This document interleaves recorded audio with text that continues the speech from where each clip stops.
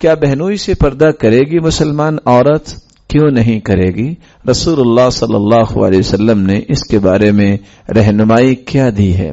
ہر وہ ارائیت الحم، الحم الموت، اور ہم کس کو کہتے ہیں؟ عربی زبان میں وہ رشتہ دار جو قریبی ہیں، جس کو آج کل دیور کا نام دیا جاتا ہے اور جیٹھ کا نام دیا جاتا ہے، یہ بہنوئی اسی طرح اس سے بھی پردہ کیا جائے گا۔ بعض لوگوں کا کہنا ہے کہ نہیں، بہنوئی سے پردہ نہیں ہوگا۔ اور کیوں کہتے ہیں پردہ نہیں ہوگا؟ کیونکہ جب تک اس کی ہمشیرہ اس کے گھر میں ہے، اس سے شادی نہیں ہو سکتی۔ یہ محرم جو ہے یہ مؤقت ہے، مؤبد نہیں۔ مؤقت ہو یا مؤبد ہو، رسول اللہ صلی اللہ علیہ وسلم وہ اسماء رضی اللہ تعالی عنہا کے بہنوئی تھے، کیونکہ وہ عائشہ رضی اللہ تعالی عنہا کے خامد تھے، لیکن اسماء رضی اللہ تعالی عنہا اگر پردہ کرتی ہیں تو اسماء سے نیک عورت ابھی تک پیدا نہیں ہوئی۔ رسول اللہ صلی اللہ علیہ وسلم نے اگر یہ بات سمجھائی ہوتی تو کم از کم اللہ کے رسول سے اسماء رضی اللہ تعالی عنہا نہ کرتی۔ اس لیے یہ موقت و محبت کی تقسیمیں نکال کر چھوٹ دے دینا، یہ شریعت سازی نہیں کرنی چاہیے۔ دین پڑھانے والی خاتون نے کہا کہ بہنوئی کیونکہ آپ بہن کے نکاح میں رکھتے، دوسری اس سے نکاح نہیں کر سکتے، اس سے محرم ہے، لہذا پردہ نہیں ہوگا۔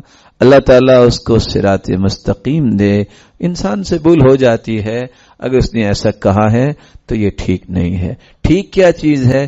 جو اللہ کے رسول نے کہی ہے، جو اللہ کے رسول نے کر کے دکھائی۔ اسماء رضی اللہ تعالی عنہا پردہ کیا کرتی تھی۔ اور یہاں رک کے ایک اور بات بھی سمجھی جائے، اسی اسماء رضی اللہ تعالی عنہا کے اس پہلو کو جو حدیث پیش کی جاتی ہے، ابو داؤد کی روایت، اس کو دیکھ کر دو فیصلے اس وقت دنیا میں گردش کر رہے ہیں۔ پہلا فیصلہ یہ ہے کہ اصل میں اللہ کے رسول کے پاس اسماء باریک کپڑے پہن کے آئیں، نعوذ باللہ من ذالک، بالکل ایسی بات نہیں تھی۔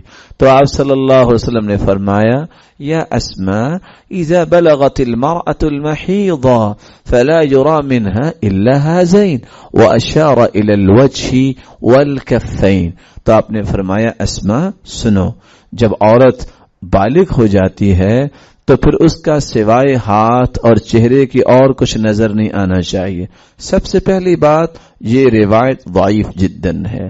دوسری بات صاحبۃ القصہ جس کو اسماء رضی اللہ تعالی عنہا ہم کہتے ہیں، اس کی یہ حالت ہی نہیں تھی۔ مورخین نے، ابن حجر اسقلانی نے جو اسماء رضی اللہ تعالی عنہا کے متعلق لکھا ہے، وہ کیا لکھا ہے؟ فقیرۃ الحال، وہ فقیر الحال تھی، اس کے پاس باریک کپڑے آئے کہاں سے؟ دوسری بات یہ شرعی نصوص کے مخالف ہے۔ اگر چہرے کا پردہ نہیں تو پردہ ہے پھر کس چیز کا؟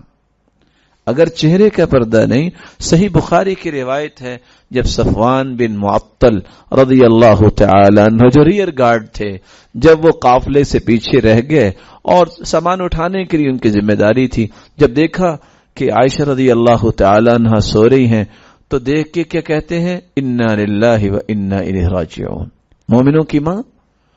تو عائشہ رضی اللہ تعالی عنہ فرماتی ہے فاستيقظت باسترجاعی، میں نے جب انا للہ و انا الیہ راجعون کی آواز سنی تو میں بیدار ہوئی۔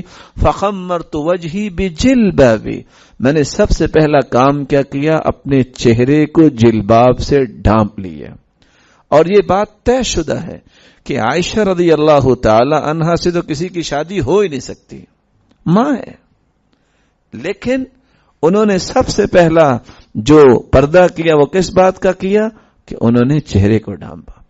عورت ویسے تو لباس پہنا ہوتا ہے، اگر ہاتھ اور چہرے کا پردہ نہیں تو ہے کس کا؟ اس لیے جو صحیح بخاری کی روایت ہے، لا تنتقب المرأة المحرمة ولا تلبس القفازين، عورت جب احرام کی حالت میں ہو تو نقاب نہ باندھے بلکہ سر سے اپنا کپڑا چہرے پر لٹکا لے اور گلوز استعمال نہ کرے۔ اگر احرام کی حالت میں نہیں تو دونوں کام کرے گی، نقاب بھی کرے گی اور گلوز بھی استعمال کرے گی۔ یخمرن اطراف البنان من التقى، تقوی کی حالت یہ تھی صحابیات کی کہ ان کی انگلیوں کے پورے بھی نظر نہیں آتے تھے۔ اللہ کے دین کی دعوت اور لوگوں تک پہنچانے کے لیے اس ویڈیو کو ضرور لائک، شیئر، کمنٹ اور سبسکرائب کریں۔